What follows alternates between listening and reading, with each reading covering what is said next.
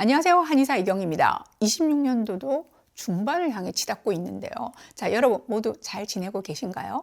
오늘도 신혜택 원장님과 함께 암 한우분들에게 꼭 필요한 정보를 나눠보도록 하겠습니다. 안녕하세요, 원장님.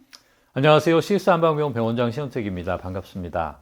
치료법들 중에는 새로운 신치료 기술이 소개되기도 하지만 기존의 치료법이 다른 방식으로 다가올 때도 있죠. 오늘 소개해드릴 셀레늄 치료가 그러한데요. 특별히 더 관심을 가지게 된 사례가 있어서 여러분들에게 소개해드리려고 합니다.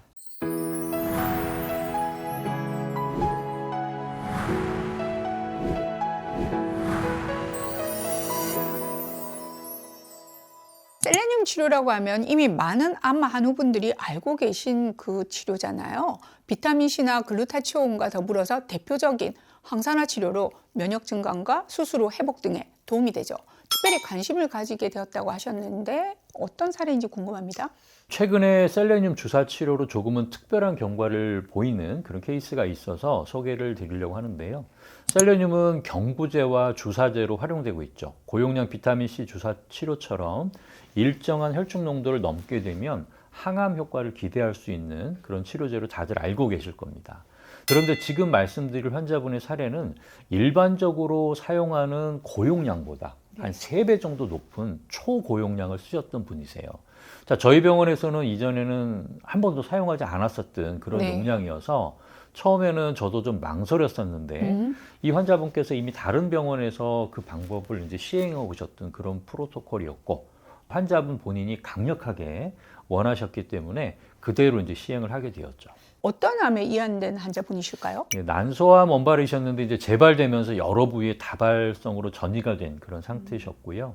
재발이 확인되면서 항암 치료를 다시 시작을 했지만 경과가 그다지 좋지 않았습니다. 항암제 내성이 생겨서 항암 치료를 중단하게 이르렀고요. 그런데 이분이 초고용량 셀레늄 주사를 항암 하루 전에 시행하는 조금은 새로운 시도를 하시면서 이전까지 계속 상승하던 종양 표지자들이 급격하게 줄어드는 것을 경험을 하게 된 거죠. 환자분은 초고용량 셀레늄 주사를 항암 치료와 병행한 것이 아주 효과적이었다고 믿고 계시고요. 사실 셀레늄은 경구로 복용해도 흡수율이 90% 정도이다 보니까 일반적으로 주사보다는 경구로 복용하는 경우가 많잖아요.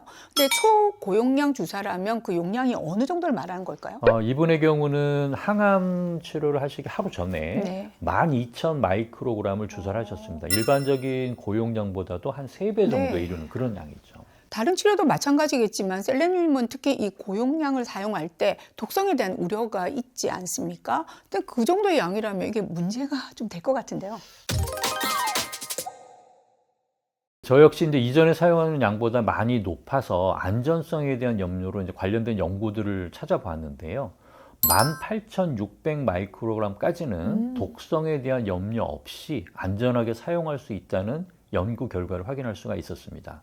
이 용량까지는 기존 셀레늄 치료 시 나타나는 정도의 오심구역이라는 그런 위장관 증상들, 또 손발저림의 말초신경 그런 손상의 증상 정도의 간단한 그런 부작용만 나타났었고 그 빈도도 극히 일부분이라서 안전성이 확인되었다고 볼 수 있습니다. 네, 그 셀레늄 수치에 따른 암 발생, 암 예방 효과 등 이 관련 연구들이 많지 않습니까? 네, 그렇습니다. 혈중 셀레늄 수치가 낮을수록 전립선암 발생 비율이 높았다는 연구도 셀레늄 수치가 높을수록 대장손종의 재발률이 감소했다는 연구가 있고요. 국립암센터와 강북 삼성병원의 메타 분석 보고에서도 셀레늄의 보충이 암 발생 위험을 24% 정도 낮추는 효과가 있다고 발표한 바 있습니다.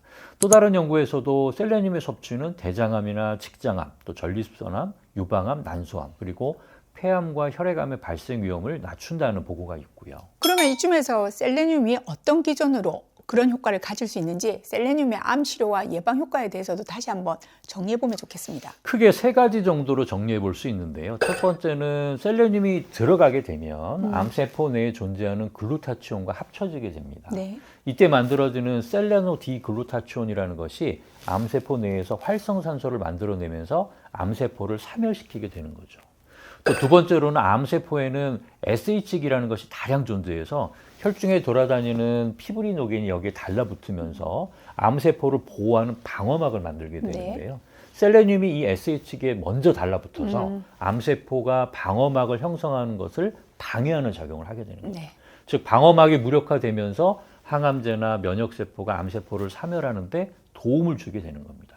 그 마지막으로 셀레늄 자체가 T세포나 NK세포 같은 면역세포들을 활성화시켜서 면역작용을 돕게 된다고 합니다. 말씀하신 항암 효과 외에도 이 셀레늄은요, 항암 치료의 부작용이나 방사선 치료의 부작용을 감소시키는 효과도 있잖아요. 네, 맞습니다. 시스플라틴이라는 항암제의 경우에 신장 독성이 많이 나타나죠. 대조군에서 11.5%의 급성 신부전이 발생했지만 400 마이크로그램의 셀레늄을 투여한 군에서는 단 한 건도 급성 신부전이 발생하지 않았다는 연구가 있고요. 또 방사선 치료를 받는 자궁경부암이나 자궁내막암 환자를 대상으로 한 연구에서도 방사선 치료 시 나타나는 부작용을 현저하게 감소시키면서도 그 치료 효과는 동일하게 유지되었다는 보고도 확인할 수 있습니다. 항암 치료, 방사선 치료의 부작용을 감소시켜주고 그 효과는 높여주는 것으로 이미 검증된 셀레늄 치료. 자, 그런데 여기에 덧붙여 오늘은요, 주목할 만한 셀레늄 고용량 요법에 대해서 소개해드렸습니다. 암과의 싸움으로 고군분투하고 계신 암 한우분들을 위해 저희는 새롭고 도전적인 치료법들에 대해 계속 알아보고 검증하는 시간을 갖도록 해보겠습니다. 자, 도움 말씀 주신 신한택 원장님, 시청해주신 구독자분들께 감사드리면서 저희는 다음 시간에 돌아올게요. 감사합니다.